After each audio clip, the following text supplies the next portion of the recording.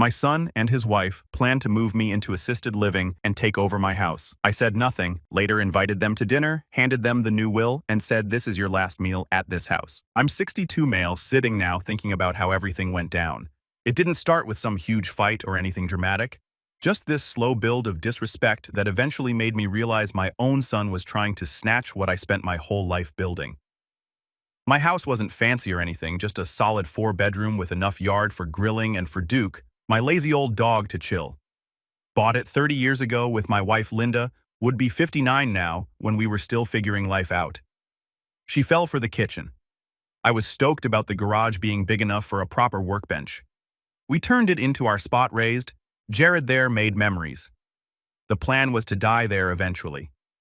Linda passed 7 years ago, cancer that came fast and did not mess around 6 months from. You are sick to funeral. Not even enough time to process what was happening. One day she was complaining about back pain.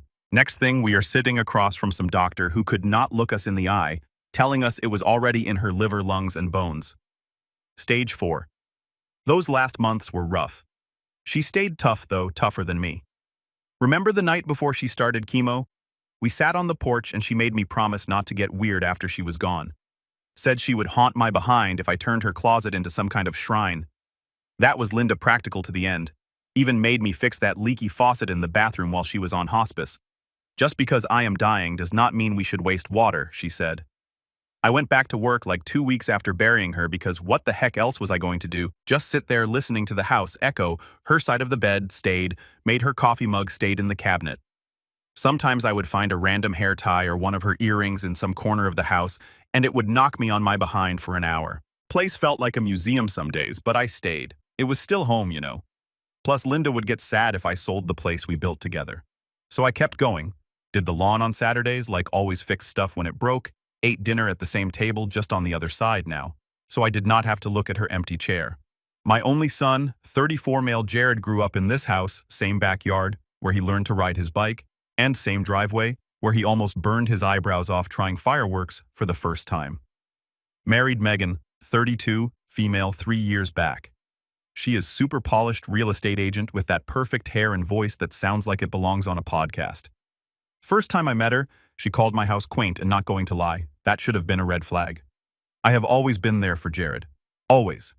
Like when he wrapped his first car around a tree at 19, I did not lecture him, just bought him another one. When he dropped out of college the first time, I paid for him to go back second time too.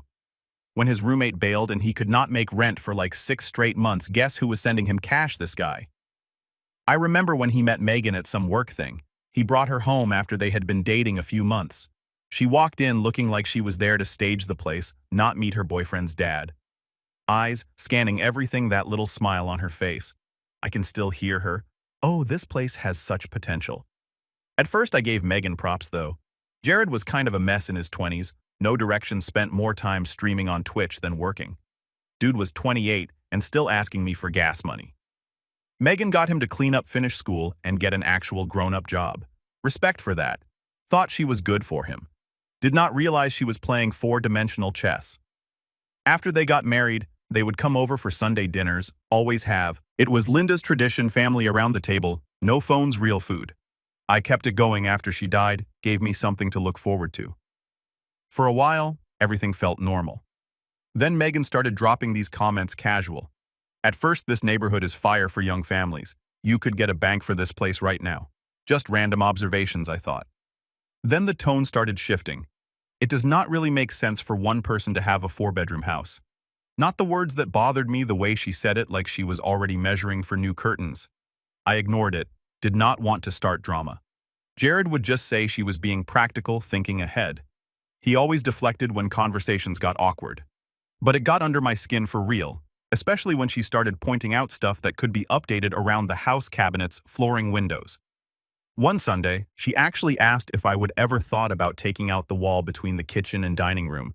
I laughed it off, but it was not funny. Started sounding less like a daughter-in-law visiting and more like someone eyeing property. Even worse was the way they would casually ask about my retirement plans, like, "Dad, you should really start thinking about enjoying life more." This coming from the kid who still had me co-sign his car loan last year because his credit was trash.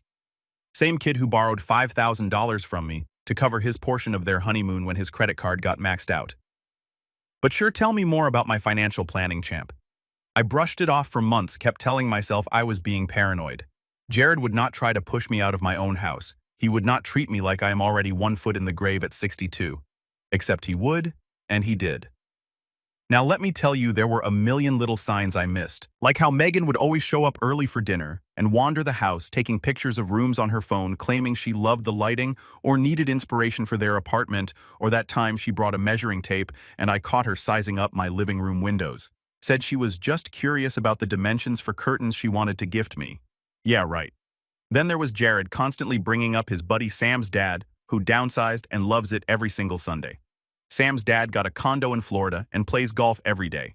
Sam's dad says his maintenance-free townhome is the best decision he ever made. Got so bad, I wanted to tell Sam's dad to mind his own business. There was the day Megan left her laptop open on my kitchen counter while getting more wine, and I glanced over to see Zillow pulled up with my address in the search bar and some calculation spreadsheet next to it. Closed it real quick when she saw me looking. Oh, and my favorite, how they would casually forward me listings for those 55-plus communities like they were doing me a favor. Look at the pool at this one, Dad. Like I am some 80-year-old whose life dream is aqua aerobics with a bunch of strangers. Jared even pointed out one that was only 15 minutes from our place, how convenient for weekend visits that would never happen. The worst part, I almost fell for it. Almost started thinking maybe they were right, maybe this place was too much house for one guy and a dog. Maybe I should be practical, but I am getting ahead of myself. The real show was just getting started. Thank God for those break-ins down the street. Without them, I might have never installed those security cameras, and without those, I might have never known what they were really planning. So after those break-ins happened in the neighborhood, I decided to get a security system installed, just some cameras at the doors and one in the main hallway. Did not tell anyone about it. Figured it was my business and honestly did not think much of it, just wanted some peace of mind, you know. Sunday dinners kept happening like normal, except they were not normal anymore. It felt less like family dinner and more like tolerating the old man while planning their next move. Oh, and then there is Duke. I forgot to mention my dog, Lab Shepherd mix with half his face gone gray and an attitude just like mine. Got him 6 years ago from a shelter. Linda always wanted a dog, but her allergies made that impossible. After she died, the silence was too much. Duke was the first thing I did to break that silence and add some life to the house. They were not Duke fans. Megan complained he shed too much. Jared said he took up a lot of space. I caught Megan once literally wiping her hands on her pants after petting him like he was dirty or something. Last month, Megan even suggested I consider options for Duke when I eventually transitioned to a smaller space, like he was some old furniture I could just donate. I nearly lost it right there. Still, I figured maybe they were just clueless. I kept telling myself that until my phone buzzed during lunch at work and everything changed. So I was at my desk eating leftover chili when I got a security alert front door. Figured it was a delivery or something. 2 minutes later, another alert from the hallway camera. That one made me pause. Opened the app expecting to see Duke wandering around or maybe a glitch. Nope, there is Jared using his emergency key walking in like he owns the place. Megan right behind him, heels clicking across the tile, no call, no text, just letting themselves in like it is their property. At first I thought maybe something happened, maybe they were checking if I was okay, but then I watched them keep walking, and then Megan started talking right away loud enough for the microphone to catch everything. God, this place is so dated we could knock out this wall, she said, pointing like she was leading a home tour. Open concept would make the space feel less depressing. I cannot believe he will not even consider selling. They were not there to check on me. They were there to scope out my house. I just sat there watching the video play. Jared was actively participating and nodding. Dad has been so stubborn lately, it is like he does not get that this house is wasted on him. I know, babe, Megan replied. But once we get him to see reason about downsizing, we can finally start making this place work for us. She opened cabinets, made disgusted faces at the flooring, talked about closet space like she was showing the place to clients. These cabinets are hideous, first thing to go. Then they went upstairs. I kept watching. Megan walked into my bedroom and said, "This will be the nursery perfect light and we can dump all his old stuff in the basement or just trash it." Jared laughed. Good luck getting him to part with any of it. He is like a hoarder with all mom's old stuff. That is when I stopped the video for a second. I needed to breathe. I remember just sitting there, not even feeling angry, yet just processing like when you get hit hard and your body has not registered the pain yet. These two people, my son and his wife, were literally planning to take over my house while I was still living in it. They were not even being subtle about it. I let the next clip load anyway. Might as well see the whole tour. In the hallway, she asked Jared if I had updated my will. He said he was not sure, but he had been thinking about how to bring it up. Said the house should have stayed in the family anyway since I bought it with Mom. We need to start looking at assisted living places, Megan said. My client's dad is at Sunset Ridge and they handle everything. Your dad would be so much better off there. Jared nodded. Yeah, we might need to push it soon for his safety, before he gets too stubborn. He is not getting any younger, and this house is way too much for him. I am 62. I lift weights 3 times a week. I run most mornings. I have worked full-time since the 1980s without a gap. I have got more energy than half the kids at his office, and these clowns are talking about sending me off to a retirement home like I am some fragile grandfather who cannot take care of himself. They spent like 45 minutes walking through my house deciding what stays, what goes. Megan opened my closet, looked at Linda's old coats and said, all this junk needs to go as soon as possible, so depressing keeping dead people's clothes. That junk that was a 25-year marriage. That was holidays, vacations, nights, in weekends out. That was Linda. And this woman I barely know was ready to toss it like it was trash. They finished their little house tour with Jared adding Dad is going to fight us on this, but he will thank us once he is settled into a nice little retirement place. Then Megan laughed and said he does not have to like it, it is happening either way. My mom dealt with the same thing with my grandpa. Sometimes you just have to take control for their own good. They locked up like they had not just invaded my life and drove off. Jared even fixed the porch rug like he was making himself at home. That night I got home and did not say a word to them, did not call, did not text. Duke stayed right by me all night. He knew something was wrong. He always knows, laid across the entryway like a guard. The real kick in the nuts was not even that they wanted my house. It is that they thought I was done used up, that at 62 I should just hand over my life's biggest asset and shuffle off to some glorified nursing home so they could play house in the place I built. Sitting there with Duke, I realized something. Jared was not the kid I raised anymore. Somewhere along the line, he had become someone who saw me as an obstacle, as something to manage, and Megan, she saw me as nothing more than a roadblock to her real estate dreams. That is when the anger finally hit, and with it came clarity. Next morning, I called Frank, my attorney, and said we have got work to do. Frank has been my guy for decades. Old school lawyer, still uses legal pads, office looks like it is stuck in 1995. Made room for me that afternoon. I told him I needed to change my will, told him why, showed him the footage. He watched the whole thing without saying anything, just sat there with his reading glasses on his nose and tapping his pen. When it ended, he leaned back and said, Jesus Christ, they really think you are done, huh? Yep, I said.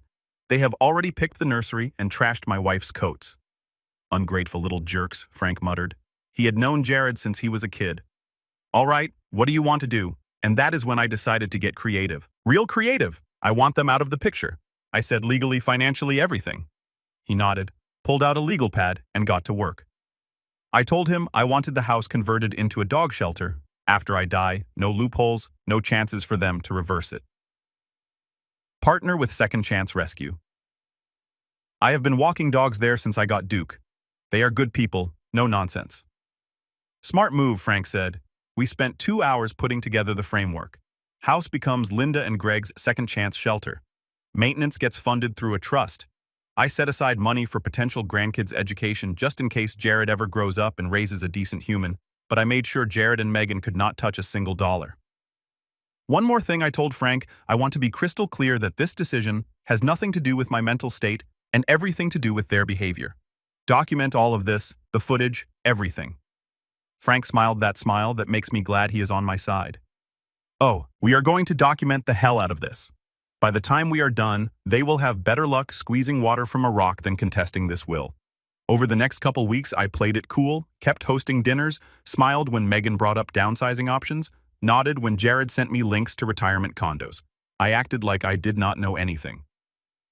One Sunday, Megan brought over brochures for some place, claimed her client's dad moved in and loved it, said it was just like a resort. I asked if they had kennels for dogs.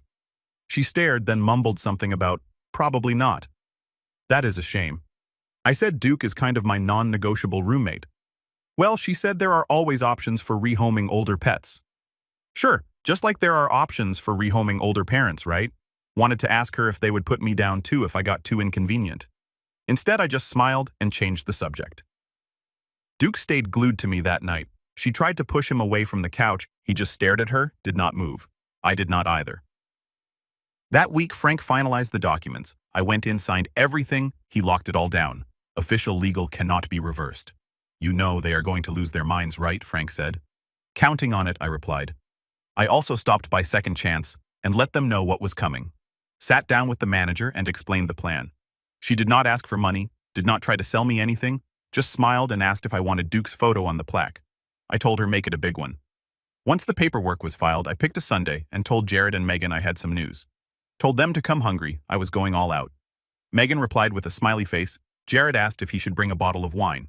I said sure. They thought they were about to score big, they had no clue what was coming. So I spent most of Sunday cooking prime rib, mashed potatoes, roasted carrots, the works, not because they deserved it, not at all, but because this was going to be the last dinner and I wanted to go out with a bang. Plus nothing says screw you like making someone an amazing meal right before you blow up their world. They showed up right on time.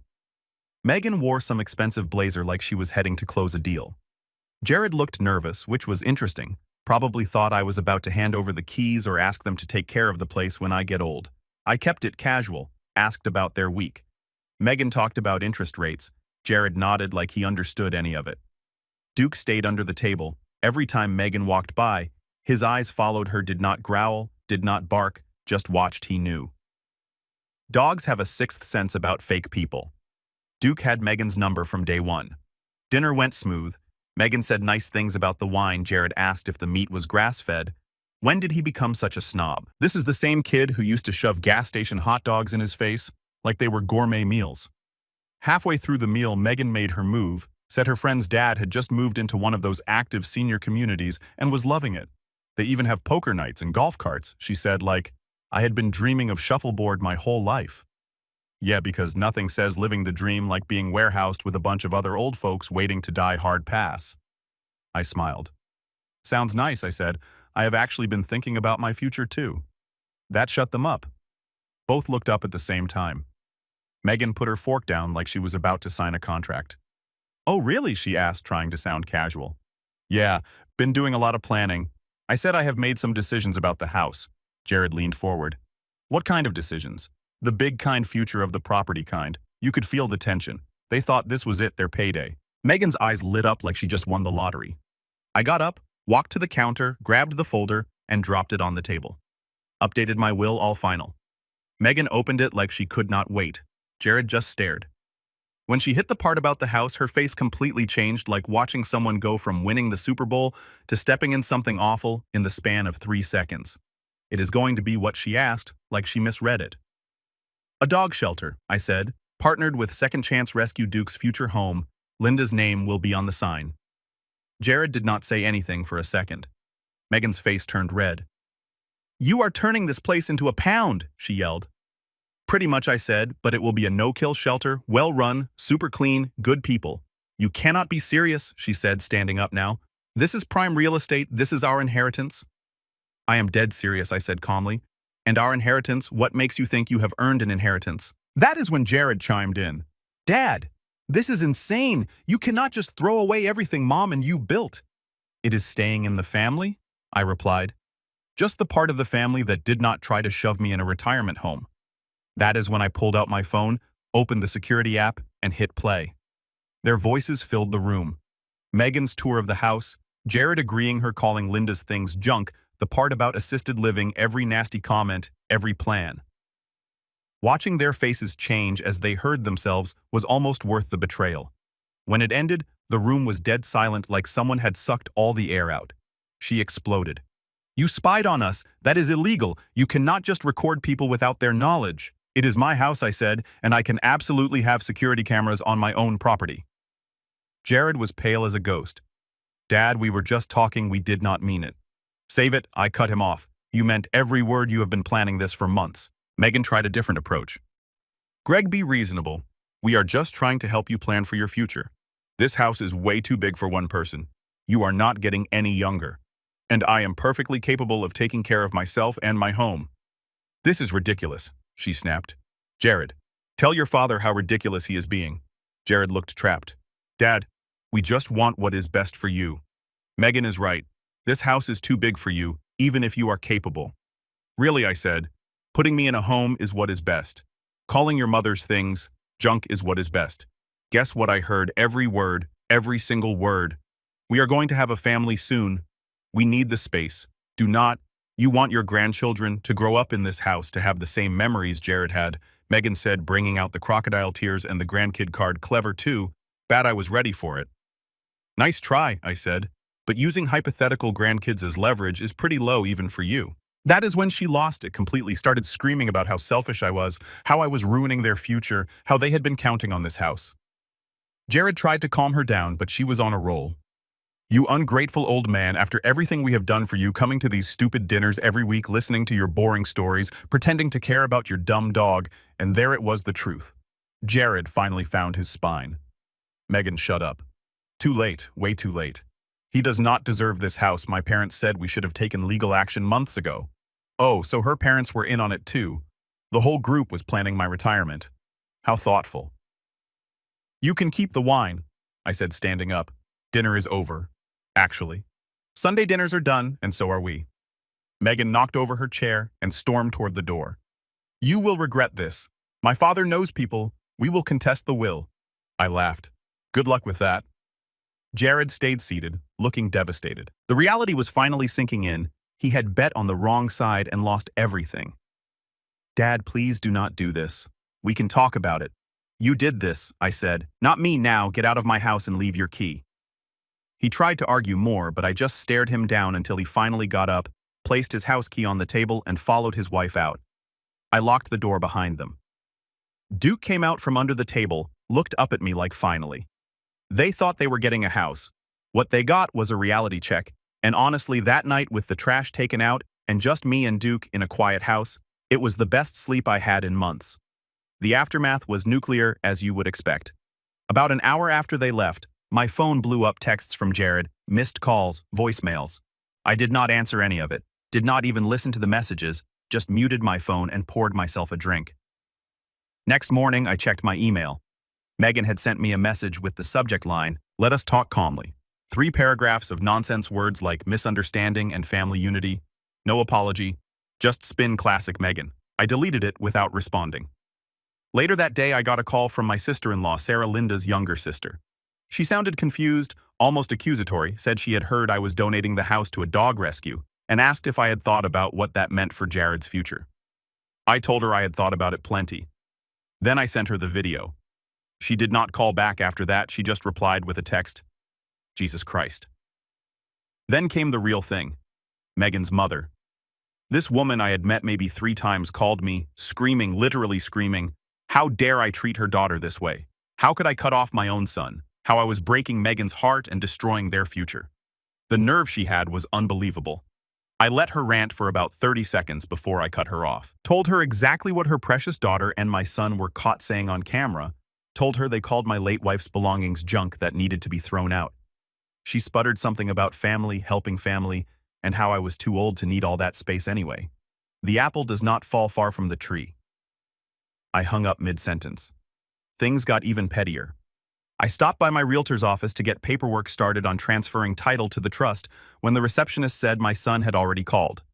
Turns out Megan had contacted my realtor behind my back, claimed she was concerned about my mental state, and wanted to know how to reverse unauthorized estate changes, meaning she wanted to know if she could get the will thrown out. The realtor shut her down, thankfully. She has known me for 20 years, knows I am not some fragile old fool.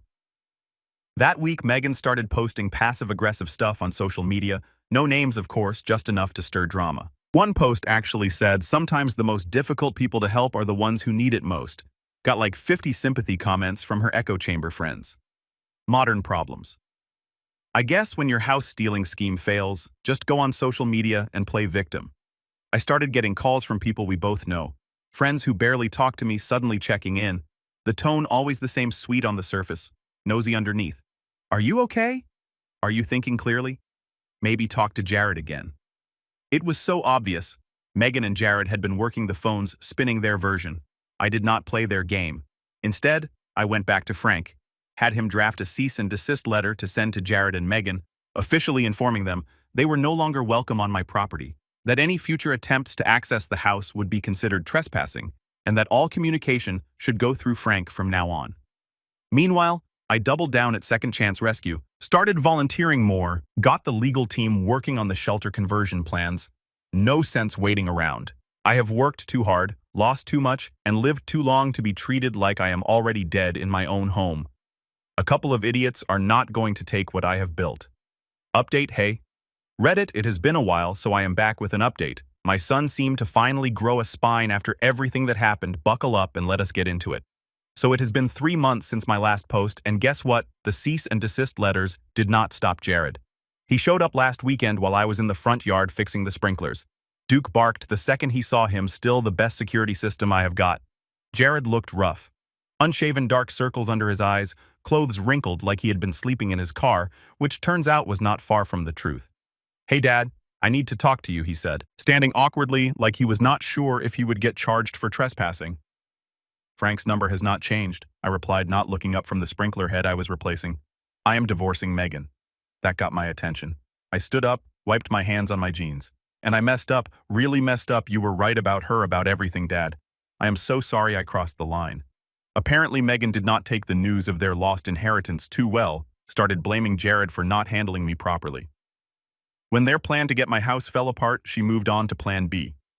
Jared's parents' vacation home in Colorado started the same routine with them, talking about renovations and how they were too old to maintain it. That is when Jared finally lost it, said it was like watching a replay of what happened with me, except now he was seeing it from the outside. They had been fighting for weeks and he finally moved out 3 days ago. "So what do you want from me?" "A medal for finally realizing your wife is a gold digger." "Bit late, is it not?" I asked. "I know I do not deserve anything from you, but Dad, I am really sorry I got caught up in her plans. I was blind." "Blind?" I said you were a full accomplice. You stood in my bedroom talking about turning it into a nursery while I was still using it, and now what you think you can just apologize and everything is fine. No, I would not ask that. I just wanted you to know I am trying to make it right. I told Mom's sister everything, told Megan's parents too. I laughed. And how did that go? About as well as you would expect. Her dad threatened to sue me for defamation. There was an awkward silence. "Look, I am not asking to be back in your life. I just wanted you to know I am sorry." I went back to fixing the sprinkler. Noted. "The shelter plans look great by the way I drove by last week, saw the construction crew." "Yeah. Can I at least know if you are doing okay?" I looked up at him. "I am doing fine. Better than fine, do not need to worry about me." He nodded, looking around at the yard, the house probably thinking about everything he threw away. As he turned to leave, I called out Jared. He turned back, hopeful. "Do not ask her for alimony. She will take you for everything you have left. Get a better lawyer than she has." His shoulders dropped a little, probably hoping for more, but he nodded. "Thanks, Dad." I watched him drive away, then went back to my sprinklers. Did not feel bad, did not feel good, just felt done. Meanwhile, I have been busy making the shelter happen, got the contractor to come out and assess what renovations we will need. Told him exactly what I wanted. Industrial-grade floors that can handle dog traffic, better ventilation system kennels with easy access doors, and a proper fenced area out back for the dogs to run. Second Chance Rescue.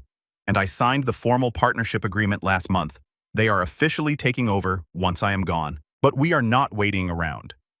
Already hosted our first adoption event in the backyard, had 8 dogs and 6 of them found homes, not bad for a test run. I am at the shelter 3 times a week now, cleaning kennels, walking dogs, helping with adoptions. It is honest work, you get dirty, you get tired, but you see immediate results. Cannot say the same about raising a kid. I also had my buddy who is a contractor come by to give me an estimate on what Jared and Megan's renovation plans would have cost. He nearly spit out his coffee when I showed him what they wanted to do, said it would have been minimum $180,000 to do their open concept nonsense and all the other stuff they were talking about. Where were they planning to get that money? 3 guesses, and the first 2 do not count. Made sure the trust is fully funded between my retirement savings and some Apple stock I bought in the early 2000s and forgot about. The shelter will be covered for decades. Frank made everything ironclad. If Megan tries fighting it after the divorce, she will burn through cash on lawyers just to get laughed out of court. Some nights I sit out on the porch with a cold drink looking at what Linda and I built and feel something I have not felt in years. Satisfaction, not happiness exactly, just that solid feeling of knowing you did the right thing even when it was hard. As for Jared, I do not know, maybe someday, maybe not. Not my problem right now. They tried to take my home instead. I turned it into something they cannot touch. Let Jared explain to his future kids if he ever has any. Why Grandpa's house became a shelter. Better yet, let the kids figure it out themselves one dog at a time. Funny thing about betrayal, it shows you who actually matters. And sometimes it is not even people. It is the old dog snoring at your feet who would never dream of pushing you aside just because you take up too much space.